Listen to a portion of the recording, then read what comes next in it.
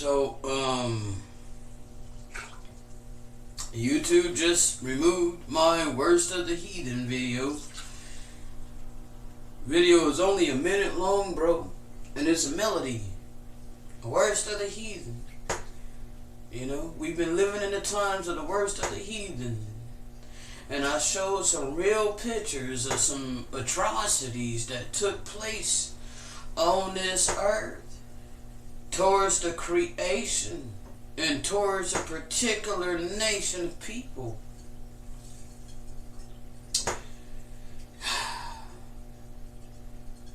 Bruh.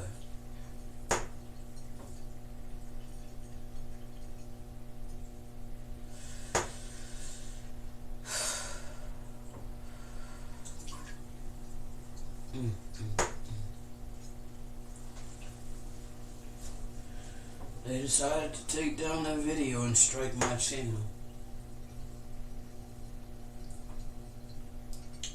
The hypocrisy, bro. I've seen all kinds of blood and gore and brains sprayed out on the ground, on the wall. Like, I done seen all kinds of gore and bloodiness on YouTube. Like, bruh, I have not violated any of the guidelines. What did I put up there that violates the guidelines, bruh? Nah, y'all just hating. Y'all some haters. Because you don't want to come face to face with your atrocities. You don't want to face your wickedness. You don't want to face the wickedness of your forefathers. You don't want to face this truth. But it don't matter if you want to face it or not. You're going to. And you're going to reap everything that you sow. So you won that battle, YouTube. You got to silence me for 7 days on my channel. And I was making headway progress of getting this work out. They had to stop me dead in my tracks for 7 days.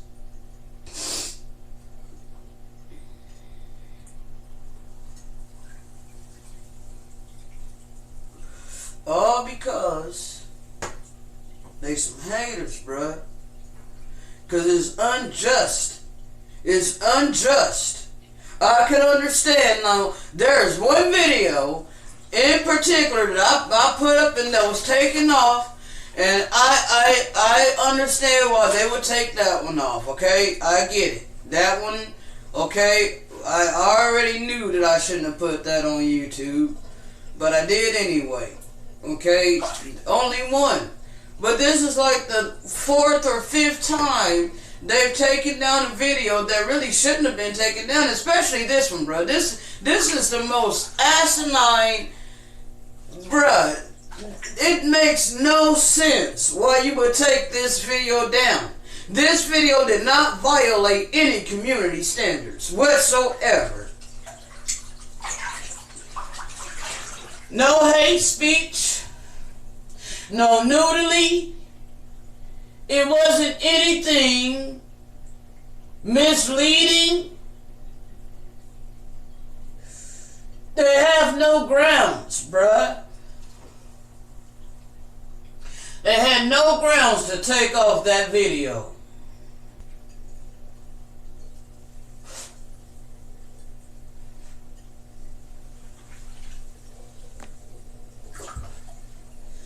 No real grounds to take off that Worst of the Heathen video other than they hated it, bruh.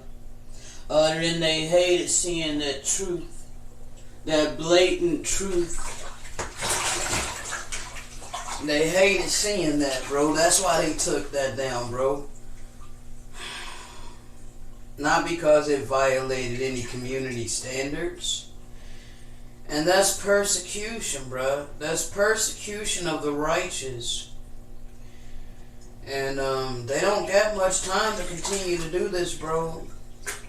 Because whether we're on the YouTube platform or not, His word is going to get out, bro, regardless. I don't depend upon YouTube to get out this word by the way of the Holy Spirit.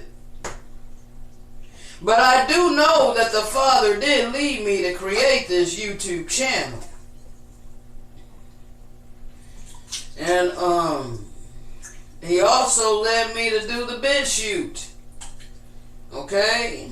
And all of these other platforms that I am joined to, I just ain't got the time to divide my attention like that, you know? So it's the only time that I will go on these other platforms is when YouTube is persecuting me.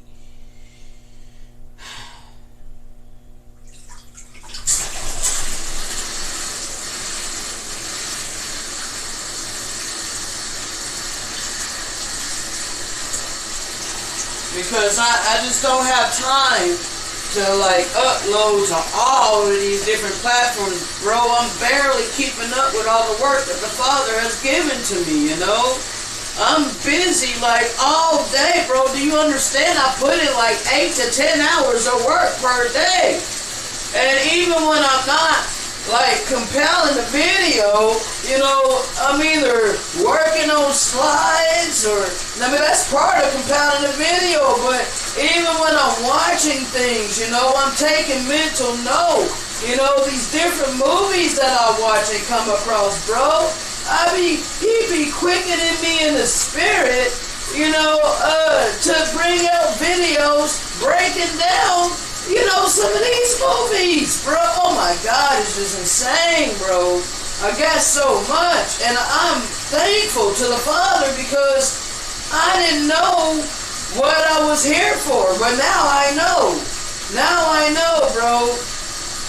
Because my life, in and of itself, is a testament to the power of the Most High, to the eternal living power. You know, and it matters not that YouTube does this to me. All they can do is slow me down for a little bit and, you know, silence me on their channel for 7 days, you know? Like, bruh, I seriously doubt the Father is going to allow them to take my whole channel. You know, I worked hard on this channel. You know, I diligently worked to build this channel.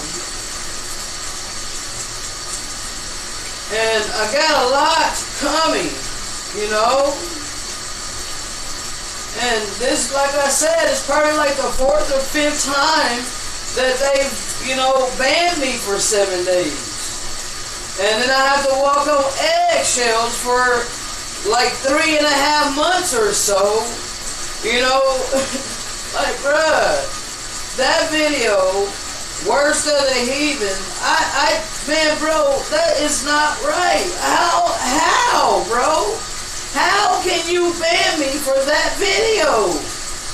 Like, is it not the worst of the heathen?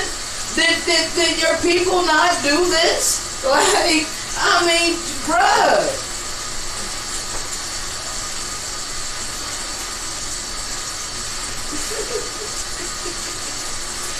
Man, you know,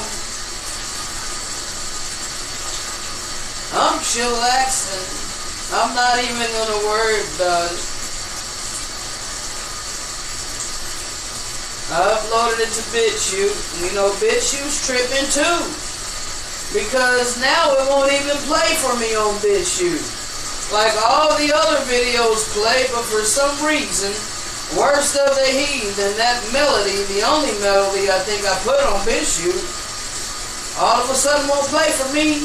It plays for my former girlfriend, who is now like a really good friend of my life. She just messaged me right before I got in the tub, you know, and it was like right on time, you know, because I needed to talk to somebody, you know. And even though we didn't talk on the phone, we were able to communicate. And, you know, she knows me better than anybody, on social media, period.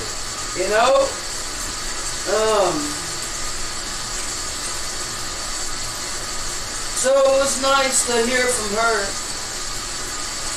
right after that happened with YouTube,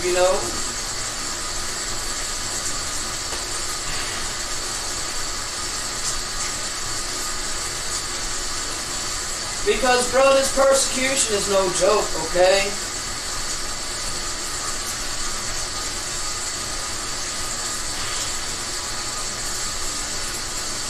See, the ones that are of the Father, we don't just raise ourselves up and just start doing things in and of our own self, bro. No, it's of the Father. And those that are of the Father, you will know who they are by their fruit. And not only by their fruit, but also by their circumstances. And by the affliction and the persecution and all the things that they have to go through. Yeah.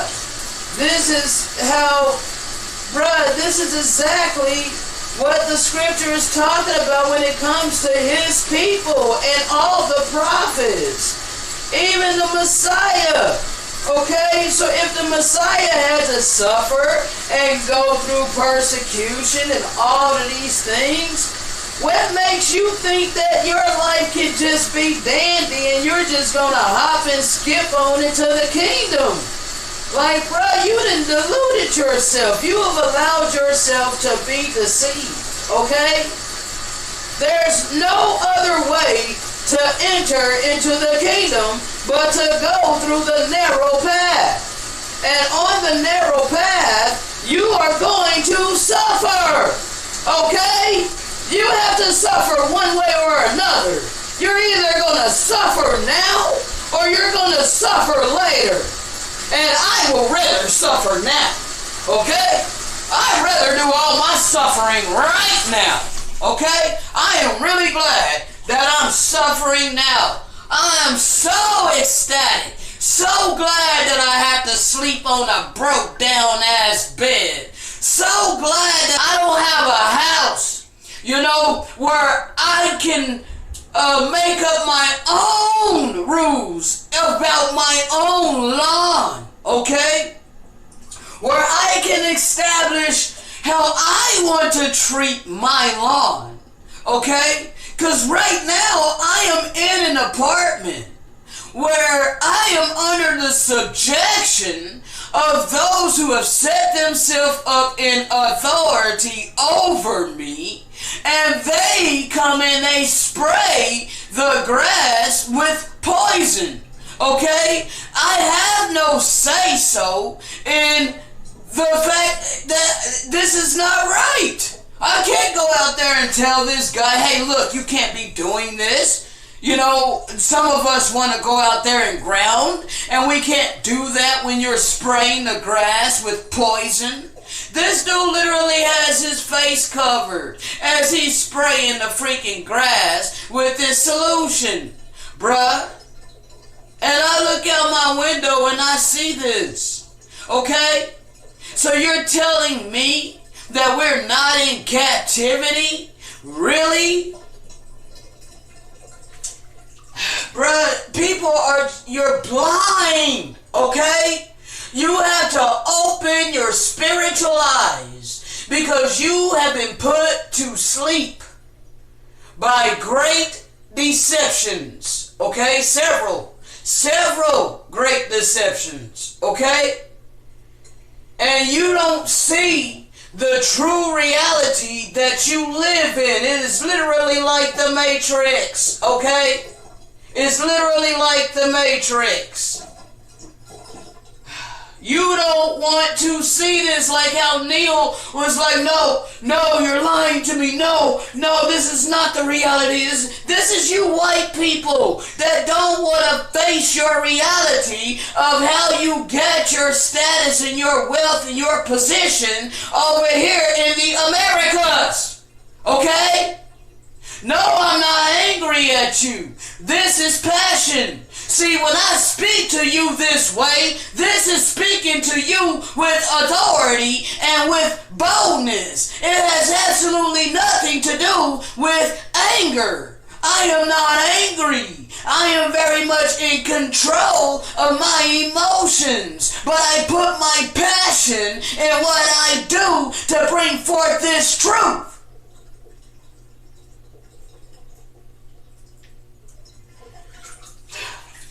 This is what I've been called to do. And I'm going to continue to walk in my purpose, regardless of how it looks, okay? So yes, I'm going to get back on track to talking about this suffering that you have to endure. Endure till the end. If those that endure to the end is the same that shall be saved, okay?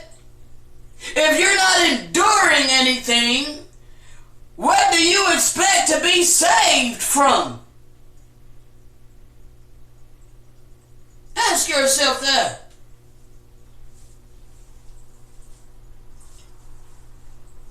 See, those of us that are in captivity, we're enduring this captivity under the thumb of our oppressors, even though we have come into the knowledge of who we are.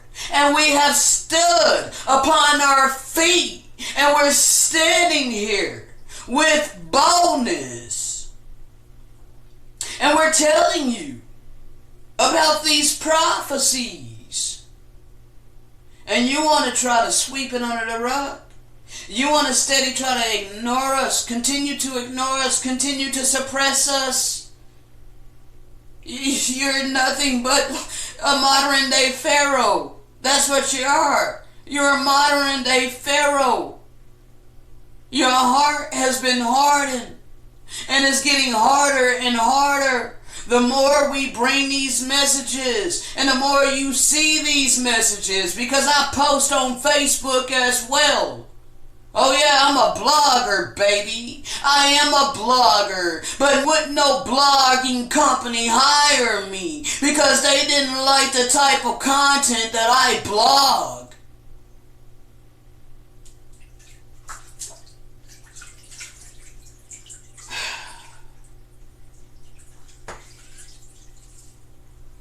Bringing this truth, bro, we're not going to stop. It's going to continue. You're not going to continue to oppress us, bruh.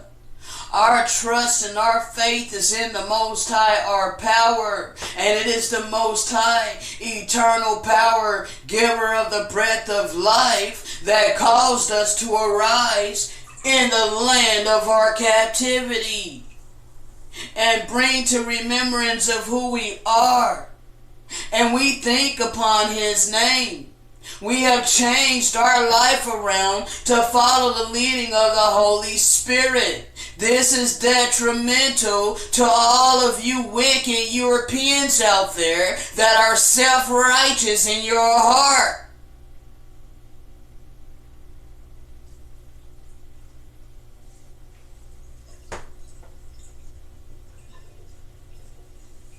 And it is also detrimental to many of my people that are still stiff-necked to this day after 400 plus years of harsh captivity, rape, and all of these freaking atrocities that's happened to us, bruh.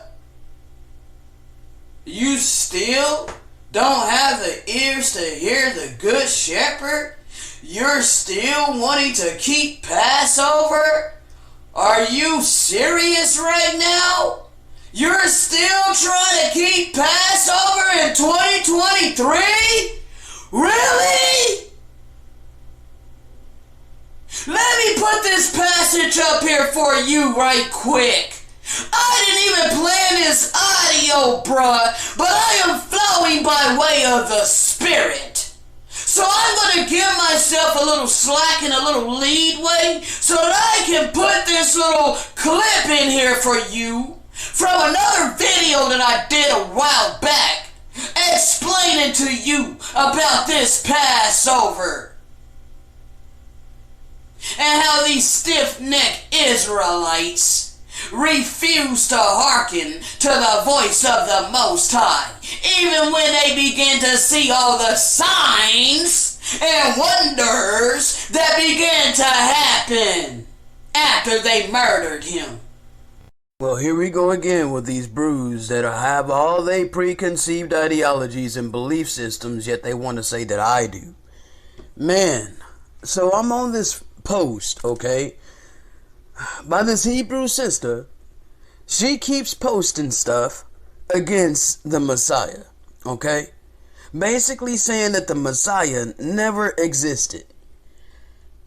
Like, and then it's like, this is the post. It says, can't nobody tell me where JC in the Old Testament, but can run their mouths on the post with no scriptures, vain philosophies. Really?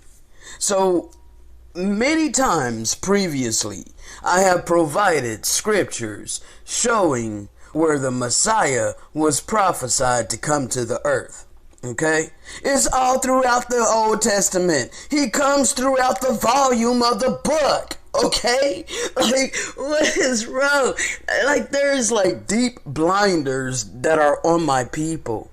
Like, I understand it based upon the prophecy that it was prophesied to happen, but like, it's just hard for me to understand, like, how can you not see this, man? How can you not see how it is so crystal clear? Oh my gosh. So, I commented on this post and I said, I have provided you scriptures foretelling of the Messiah to come to do away with the other half of the law that Moses could not do away with.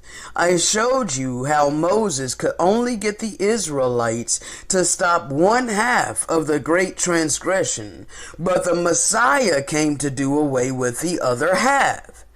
You have rejected the scriptures that I provided to you for your own preconceived ideologies. Then continue to make posts like this, proclaiming that no one has showed you scriptures of the Messiah prophesied to come. Shaking my head. Like, man, I put a facepalm emoji up there because it's just, like, really? Gosh, man, come on. It is not complicated. So this guy, I don't know him, but he's on this post. And he says, Deshaun Anthony, please share those scriptures with me. So I provide them.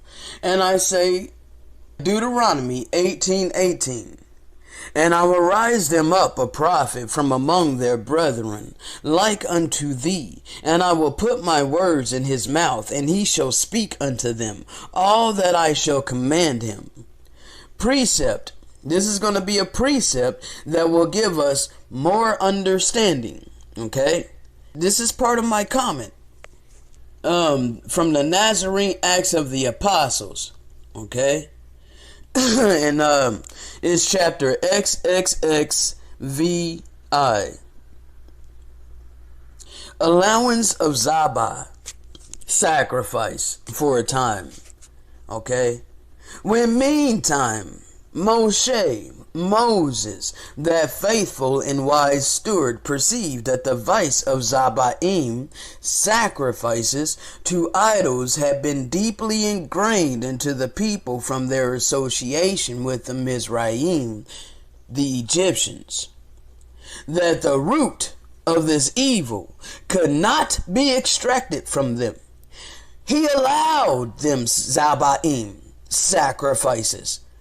Moses, okay, mind you, it says Moses. Moses allowed them sacrifices. This didn't come from the Most High. It came from Moses, okay? And the only reason that he did was because he could not extract the root of the evil from them, okay? So he allowed them to sacrifice, but permitted it to be done only to the Most High Almighty. Because originally, The Israelites were sacrificing the innocent creatures to Egyptian gods because this is a custom and a tradition that they learned while they were captive in Egypt. So let's read it again.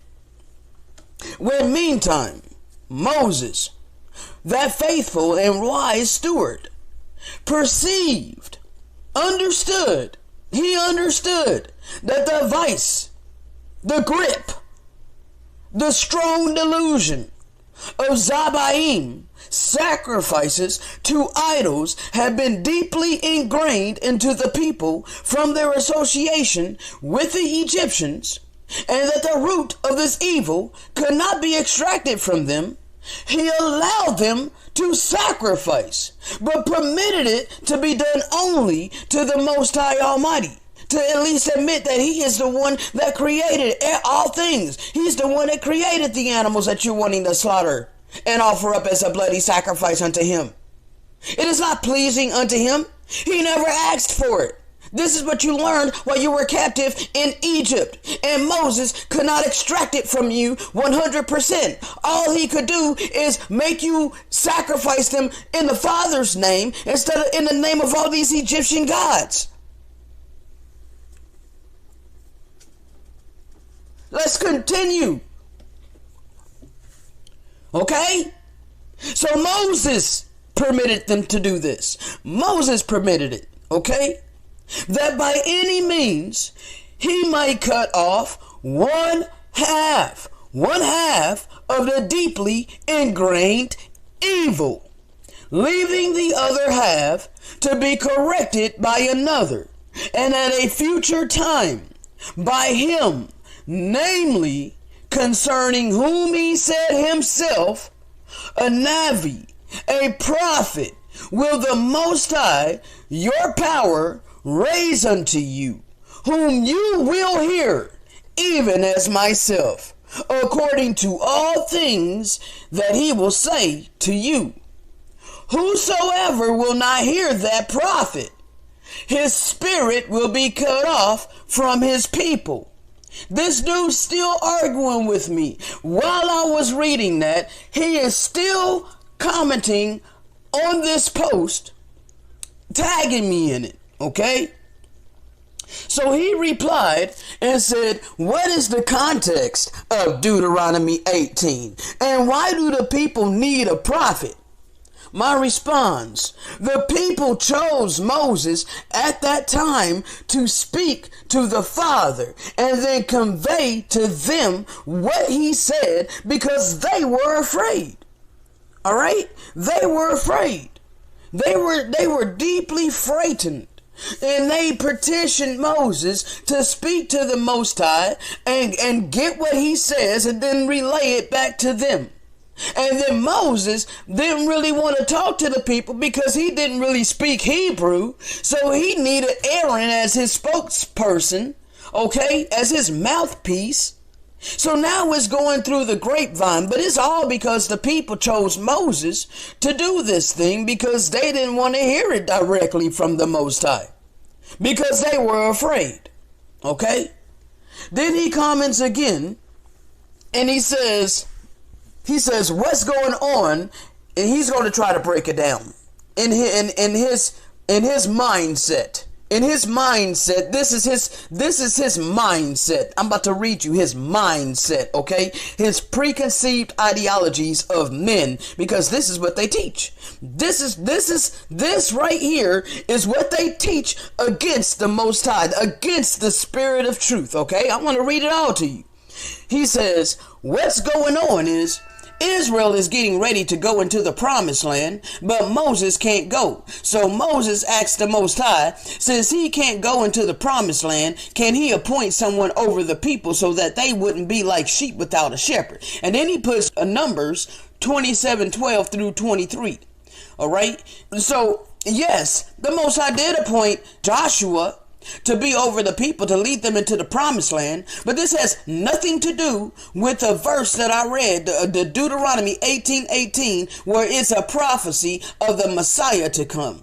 This right here, this Numbers 27:12 through 23 has nothing to do with the coming prophet to do away with the other half of the deeply ingrained evil. That is why I put that precept there, so that he could get a deeper understanding of Deuteronomy 18:18, which is the correct breakdown of that scripture, not Numbers 27:12 through 23. And then he continues. So when he's speaking to the people and telling them that a prophet will arise among you, it is very specific to the people there at that time. It wouldn't make sense for the people to never have seen this prophet if the prophet would arise from one of them that being spoken of, this, especially if that prophet is 2,000 years away. They needed that prophet when Moses was no longer around. That prophet was Joshua, not Jesus. The people understood it to be Joshua. Joshua 1:16 through 18, the Most High told Joshua to arise when Moses died. Then he puts Joshua 1:2. But again, this has nothing to do with Deuteronomy 18:18. That is not true what he's saying. This is a preconceived ideology of men to try to dispute the fact that the Messiah was prophesied to come to do away with the other half of this great transgression. How did Joshua do away with the other half of the great transgression? That's why he's missing it, because he's rejecting the precept. He's rejecting the precept that was given out of Nazarene Acts of the Apostles, which was led by the Spirit of truth, okay? And he's rejecting that for his preconceived ideology of men, all right? So I commented again and I said, did you read the precept that I gave in relation to Deuteronomy 18:18? Because clearly that precept lets us know that it is the Messiah and not Joshua. I said Joshua did not do away with the other half of the great transgression, but the Messiah did. He ended the Levitical priesthood sacrifices, and he sent us the Spirit of truth. Joshua didn't do that. Then he comments again and he says, that's not a precept, bro. A precept is law. At best, it is a witness. Even then, it wouldn't have made sense with what you're saying, because the other half died long before Jesus was even thought of. What is he talking about? The other half died. Oh my gosh. So, oh my gosh. Bro, like, the other half is the deeply ingrained transgression that the people were doing. The evil, okay? The evil of shedding innocent blood. It is not complicated. All right, so he comments again before I could even respond. And he says, Deshaun Anthony, where did it say that this person would end the Levitical priesthood? Like, I was responding back as he put that. So I said, suit yourself. You asked for the scriptures and I have provided them. Yet again, people are rejecting the truth for preconceived ideologies. Your choice. I ain't here to change your mind or persuade you. That's the Spirit's job. And then he comments again and he says, you have your preconceived ideologies. I was on that side of thinking that was speaking of him too, until I started going deeper in the Tanakh. If you read the scriptures I provided to you, you will see clearly that Joshua is the one being spoken of. And then he says, and I also asked you, where did it say that this prophet would do away with the Levitical priesthood? And then I replied again, and like I hadn't read all of this yet, so I'm reading it now while I'm recording. I said, no, I do not. And I'm replying to his, you have your preconceived ideologies.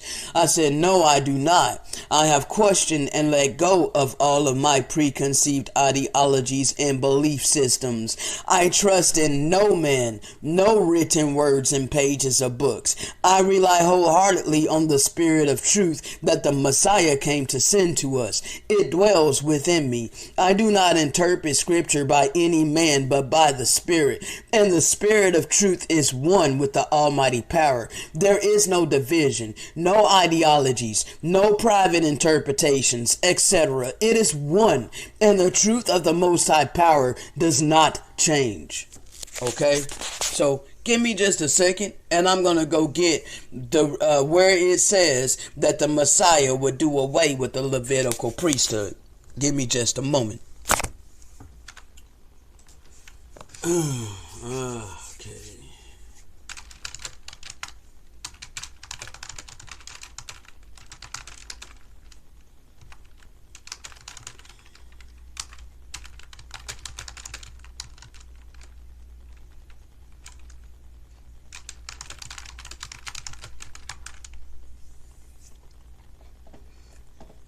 Just a moment. And this is just on the spur of the moment. I didn't plan this. It's just, man. I try not to keep going back and forth with these brews, but when they ask questions, I'm going to provide it for them. All right.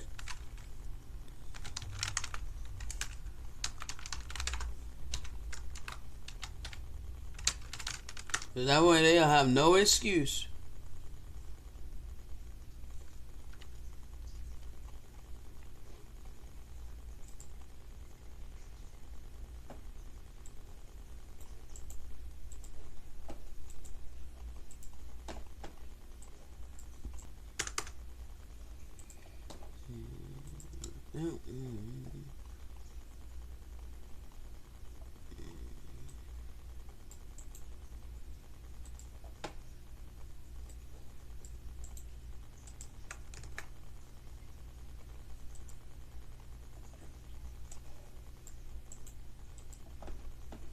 I don't like this water, bro.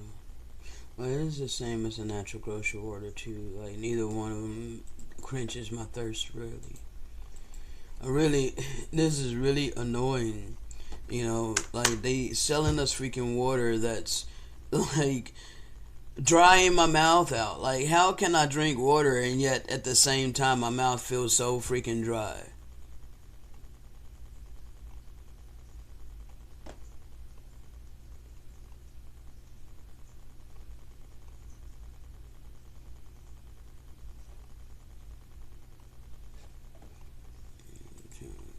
Second, because I'm going to get precepts outside of the so-called Holy Bible. Because see, they took this understanding out of the so-called Holy Bible, and that's what my people are not understanding. You want to stay in the 66 books and possibly even read the Apocrypha, but you don't want to go outside of the compiled so-called Holy Bible.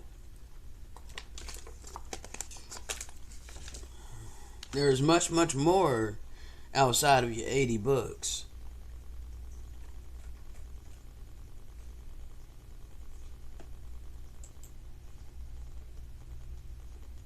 And they took a lot of these things out so that you would not have any understanding. Okay? And this is why we keep getting all these preconceived ideologies of men. These interpretations of men. All of these freaking religions that were created by the interpretations of men. Okay? It is not one with the Most High. There's a whole bunch of division and confusion and arguments. Alright? So that's why we go outside of their compiled so-called canon. Okay?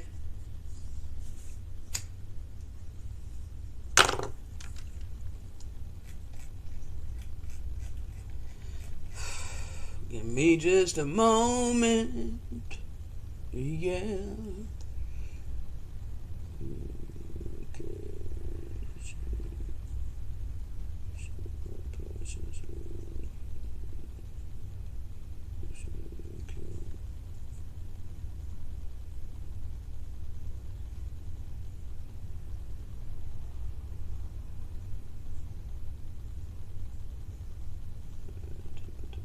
Destroyed.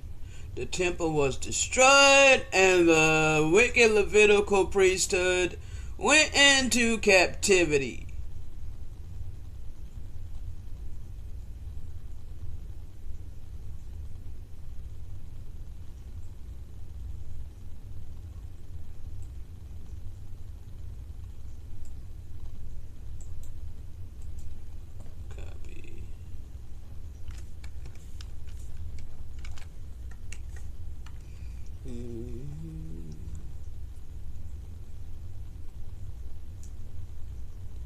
This is gonna hurt, but it will hopefully scare away them demons that's attached to this dude.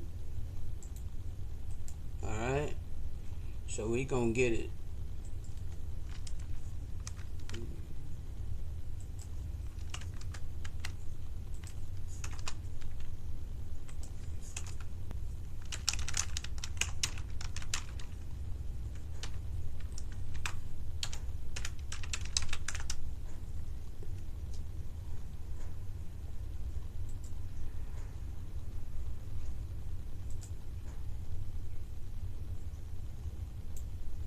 And the Israelites went into captivity. Okay.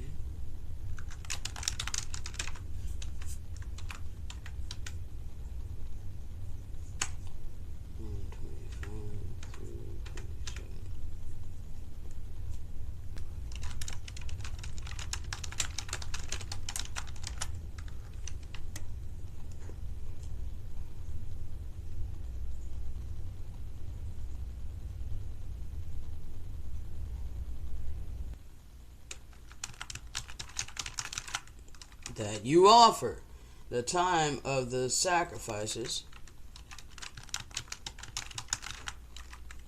having now passed away.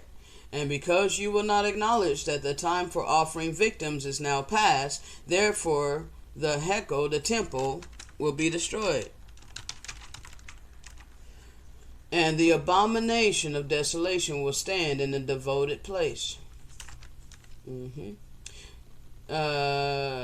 And then the Basar will be preached to the Goyim Gentiles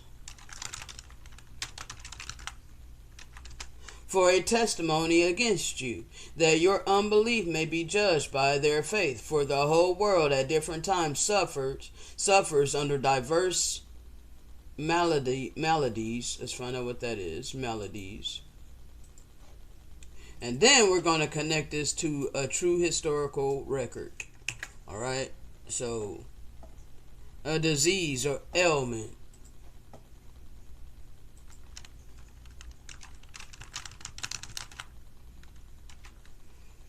Okay? Either spreading generally overall or affecting specifically. Therefore, it needs a physician to visit it for its salvation. We therefore bear witness to you and declare to you what has been hidden from every one of you.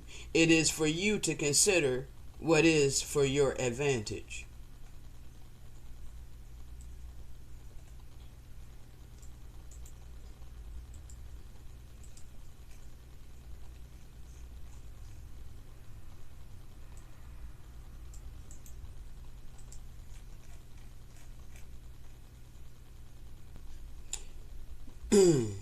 Alright, hold up.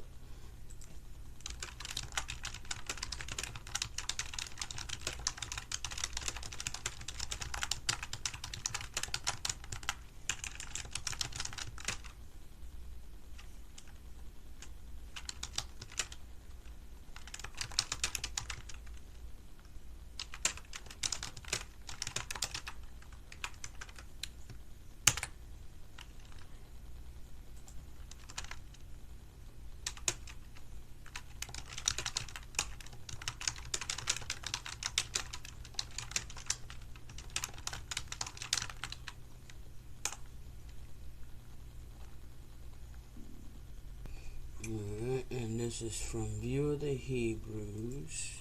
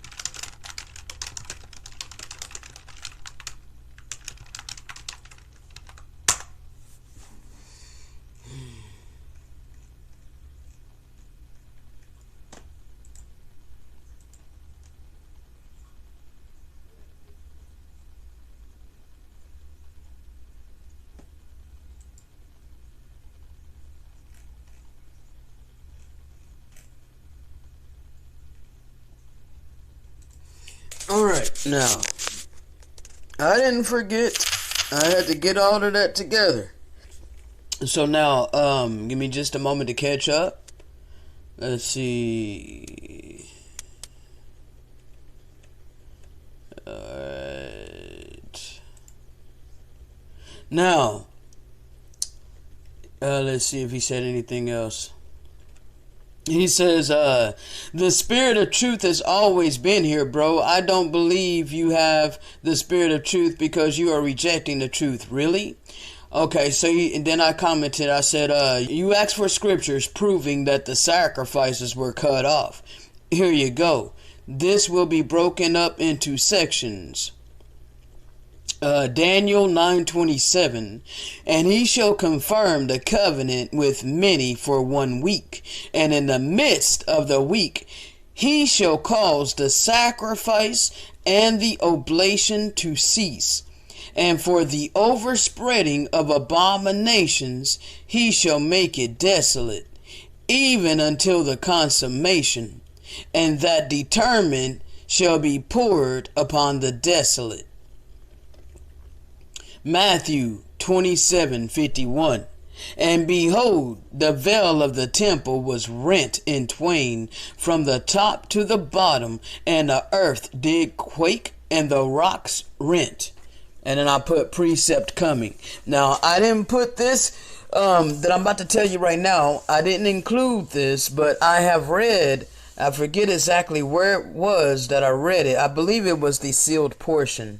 I believe it was within the sealed portion, but I didn't take a note. If I did, I gotta go back and look, because I got a lot of notes that I took during my community service that I have yet to bring forth, because I was focused on doing this series of why such affliction upon the Gentiles, and I'm still focused on that. I'm still working on that, but it's all of this other stuff flowing as well. So I'm just going to get it out as the Spirit's leading me and guiding me to do so. Okay, but there's going to be so much more coming. It's insane how much the Father has given me to share.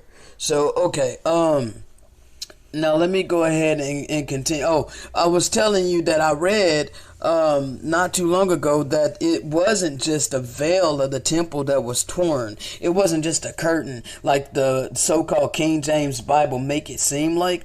It was very substantial. It was the whole top of the temple. The whole top of the temple came crashing down. Okay, so like it wasn't as, you know, how they make it seem, not that bad. It was tremendous. Okay, the whole top of it came crashing down. Okay, and that was, so I didn't put that understanding on this comment. I just added the Matthew 27:51, and then I put precept coming. Here's the precept from Nazarene Acts of the Apostles, chapter LX I don't have any idea what that is. It says appeal to the Yehudim. Okay, appeal to the those in Jerusalem. Okay, the Yehudis, the tribe of Judah. Okay, thus we argued and bore witness, and we who were unlearned men and fishermen taught the Kohanim, the priest, concerning the unified Most High Almighty of the heavens. Okay, He is one, He's unified. And we taught the Zadokim, the Pharisees, concerning the resurrection of the dead, and the keepers of the Torah, the Shomranim. Some of these words, man, is really hard for me to pronounce, but they basically the keepers of the Torah, concerning the sacrednesses of the Yerushalayim, like so of Jerusalem. Okay, not that we entered into their cities, but disputed with them in public. The Sophrim and the Pershurim, concerning the Malkuth, the kingdom of Shamayim, heaven, and the Talmudium of Yehukanan, who is John, and they should not allow Yehukanan to be a stumbling block to them, and all the people that Yahusha is the ageless Messiah, is the ageless Moshiach, the Messiah. At last, however, I warned them that before we should go to the Goyim, the Gentiles, to preach to them the knowledge of the Most High, the Father, they should themselves be reconciled to the Most High, receiving His Son. For I showed them that in no way else could they be saved, unless through the favor of the Ruach HaKodesh. They hastened to be washed with a mikvah, baptism, in Yahusha's name, and received a Ruach HaKodesh of the Most High in His name, whom alone they ought to believe concerning those things that He taught, so they might merit to attain ageless salvation, but that otherwise it was utterly impossible for them to be reconciled to the Most High, even if they should kindle 1,000 altars and 1,000 high altars to Him. Okay? Now, this is chapter LXIV. Okay? Temple to be destroyed. For we, said I, have ascertained beyond doubt that Yahuwah is much rather displeased with the sacrifices that you offer. The time of sacrifices have now passed away, and because you will not acknowledge that the time for offering victims is now past, therefore the temple will be destroyed, and the abomination of desolation will stand in the devoted place, and the Basor will be preached to the Gentiles for a testimony against you, that your unbelief may be judged by their faith. For the whole world at different times suffers under diverse diseases, either spreading generally overall or affecting specifically. Therefore, it needs a physician to visit it for its salvation. We therefore bear witness to you and declare to you what has been hidden from every one of you. It is for you to consider what is for your advantage. Okay? And then I put Matthew 27:51. And behold, the veil of the temple was rent in twain, from the top to the bottom, and the earth did quake, and the rocks rent. I put Daniel 9:25 through 27. Know therefore and understand that from the going forth of the commandment to restore and to build Jerusalem unto the Messiah, the prince shall be 7 weeks, and 62 weeks. The street shall be built again, and the wall even in troublous times. And after 62 weeks shall the Messiah be cut off, but not for himself. And the people of the prince that shall come shall destroy the city and the sanctuary, and the end thereof shall be with a flood, and unto the end of the war desolations are determined. And he shall confirm the covenant with many for 1 week. And in the midst of the week he shall cause the sacrifice and the oblation to cease. And for the overspreading of abominations he shall make it desolate, even until the consummation, and that determined shall be poured upon the desolate. Then the Israelites went into worldwide captivity. I put in my next comment, I said, next we're going to connect this with a historical book. Then he comes and he says, I never asked you that, bro. I asked, where does it say that the prophet that Moses spoke of would do away with the Levitical priesthood? Well, I'm putting all this here. We're like, what's wrong with this dude?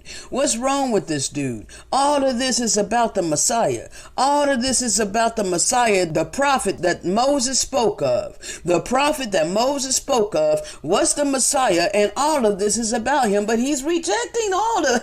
It's like, bro, like the blinders is really real. The blinders is really real. I said, from the book, View of the Hebrews, exhibiting the destruction of Jerusalem. While he was thus employed, the high priest Elders, Herodians, Sadducees, and Pharisees gathered in turn round about him with a malicious view to entangle him in his talk. Christ returned such answers, spake such parables, and set home such reproof and conviction to their souls, as not only to astonish and silence them, but to give them some awful prelibation of the final judgment which awaited them at his bar. He thus, in a most free and pungent address to the disciples, administered the most dignified and keen reproofs for the cruelty, hypocrisy, and pride of the scribes and Pharisees. He foretold the malicious treatment the disciples would meet at their hands, and then denounced the vengeance on that falling city, which for ages their crime had been accumulating. He forewarned that this cup of divine indignation should be poured on that generation. His tender feeling of soul then melted in a most moving apostrophe. You, O Jerusalem, Jerusalem, thou that killeth the prophets, and stoneth them that are sent unto thee, how often would I have gathered thy children together, even as a hen gathereth her chickens under her wing, and ye would not?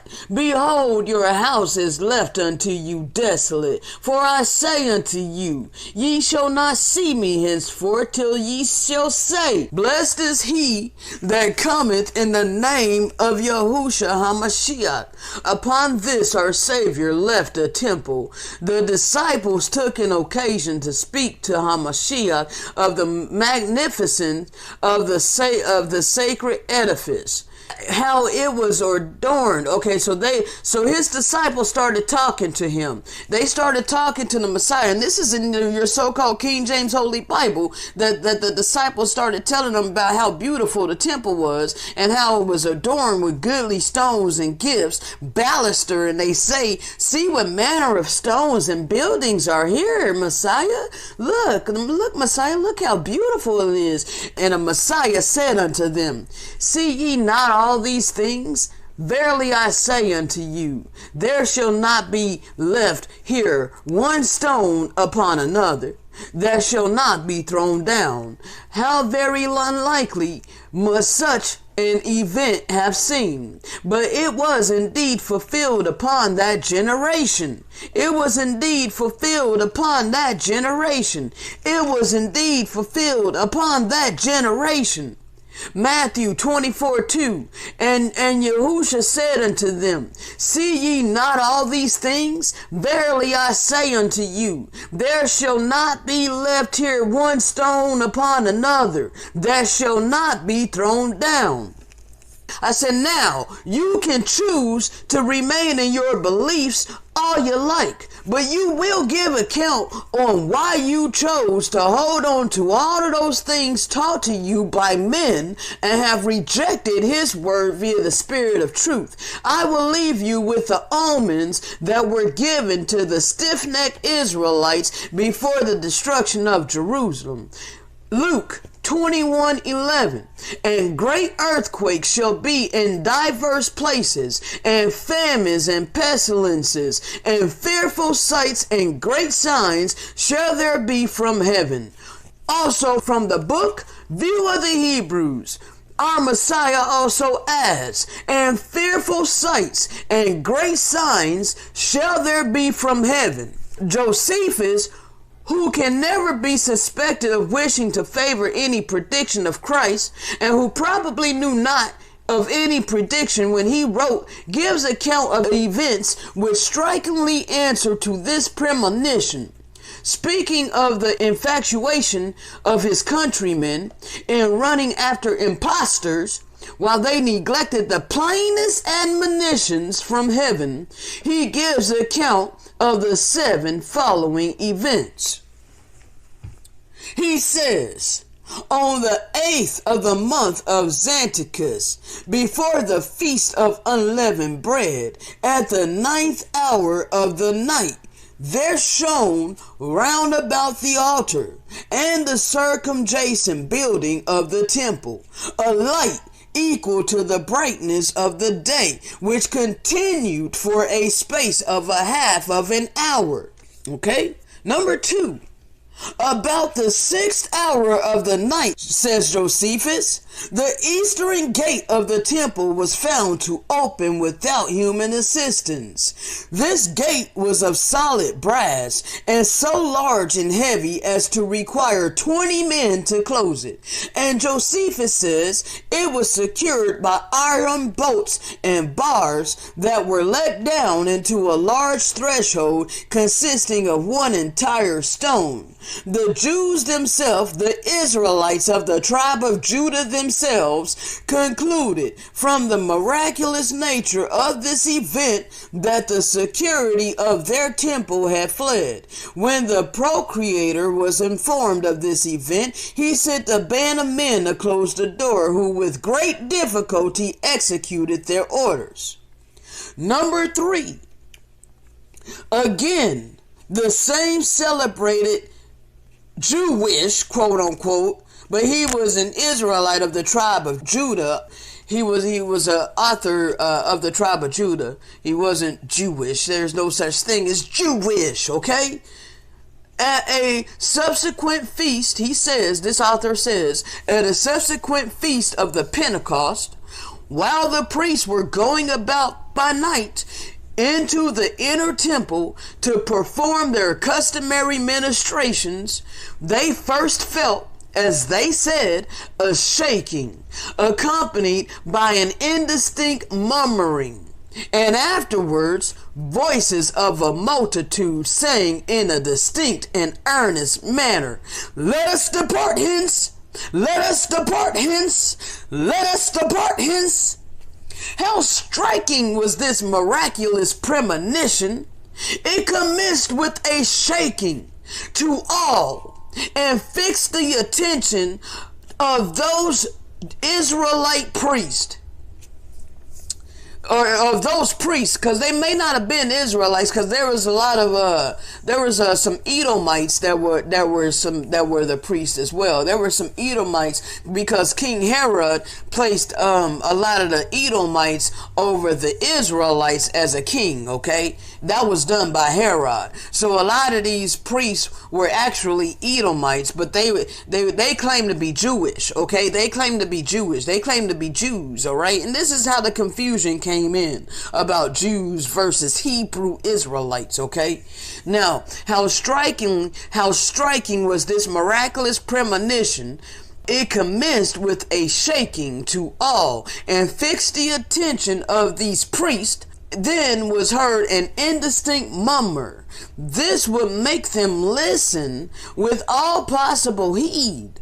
Then they heard distinct voices as of a multitude in great earnest and haste. "Let us depart hence! Let us depart hence! Let us depart hence!" And their last fatal war with the Romans commenced before the next season for celebrating this feast. To this day, we got Israelites saying, but you gotta have lamb on the Passover. Are you serious, bro? That's a strong delusion.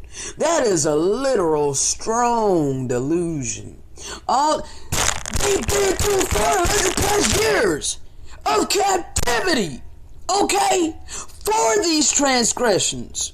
And yo stiff-neck ass wanna continue it. Let me continue my comment here.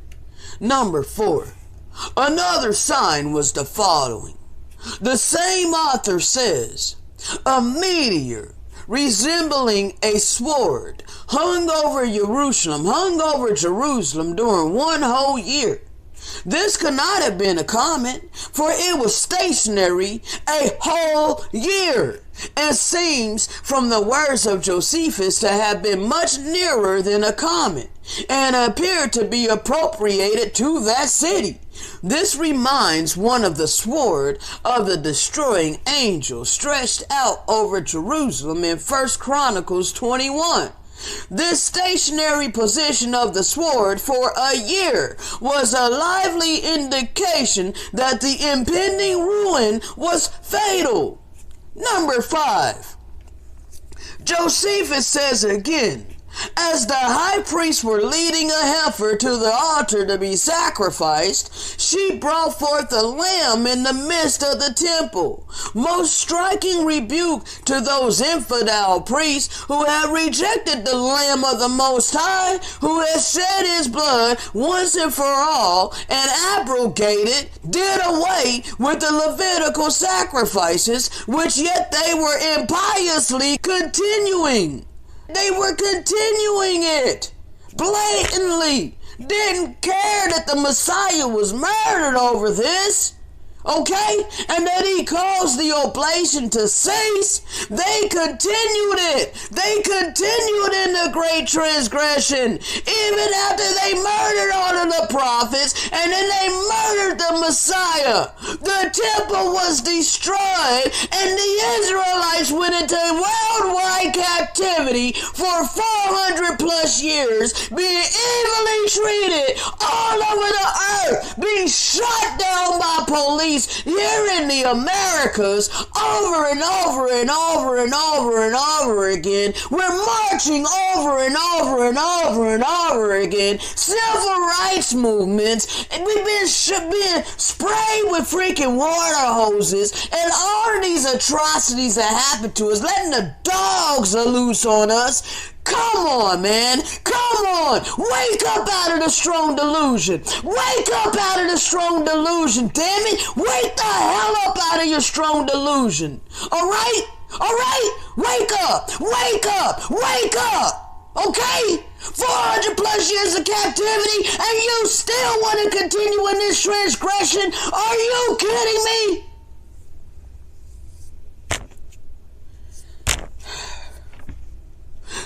This wonder was exhibited in a temple, the type of the body of the Hamashiach at the Passover. When at a preceding Passover, Yahusha was arrested and sacrificed. He was arrested and murdered.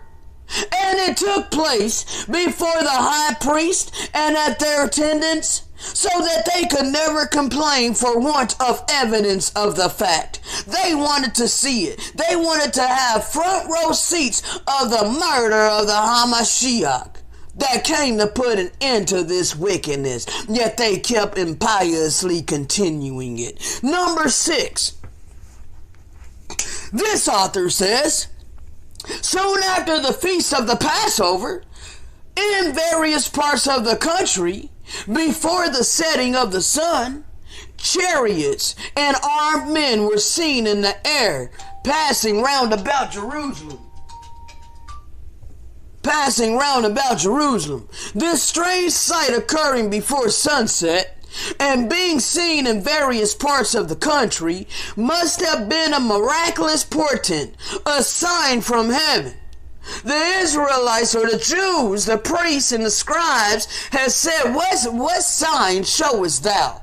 They had already fixed their mouth to ask the Messiah, what sign? What sign? And now they have an abundance of signs. The Jews said, the Israelites, stiff-necked Israelites of the tribe of Judah have said, what sign showest thou, that we may see and believe? Now they had their signs in abundance, yet they would not believe. Number 7. The last and most fearful sign Josephus relates, that one, Jesus, the son of Ananias, a rustic of the lower class, appeared in the temple at the Feast of Tabernacles and suddenly exclaimed, a voice from the east, a voice from the west, a voice from the four winds, a voice against Jerusalem and the temple, a voice against the bridegrooms and the brides, a voice against the whole people. These words he continued to exclaim through the streets of Jerusalem day by day and by night with no cessation, unless that was needed for the support of nature, unless he had to go to the bathroom to relieve his bladder or to take a dump. For 7 years, he exclaimed that. For 7 years, he commenced in the year 63, while the city was in peace and prosperity. He started it. So he began to start. Okay? Alright, so he started it in the year 63, while the city was in peace and prosperity, and terminated his exclamations only in his death amidst the horrors of the siege in the year 70. This strange thing, when it commenced, soon excited great attention, and this Yahusha was brought before Albinus, the Roman governor, who interrogated him, but could obtain no answer except the continuation of his woes. Alright, so they were trying to get him to shut up, so they were taking him to court, they were taking him before the Roman governor and everything, trying to make him shut up, because he kept saying this over and over and over again. Alright, he commanded him to be scourged, but to no effect. During the times of festivals, this cry of his was peculiarly loud and urgent. After the commencement of the siege, he ascended the walls, and in a voice still more tremendous than ever, he exclaimed, "Woe! Woe to this city, this temple, and its people!" And then he added, for the first time for the 7 years, "Woe! Woe to myself!" And the words were no sooner uttered than a stone from a Roman machine without walls struck him dead on the spot. Such were the signs in the heavens and in the earth, which just preceded the destruction of Jerusalem.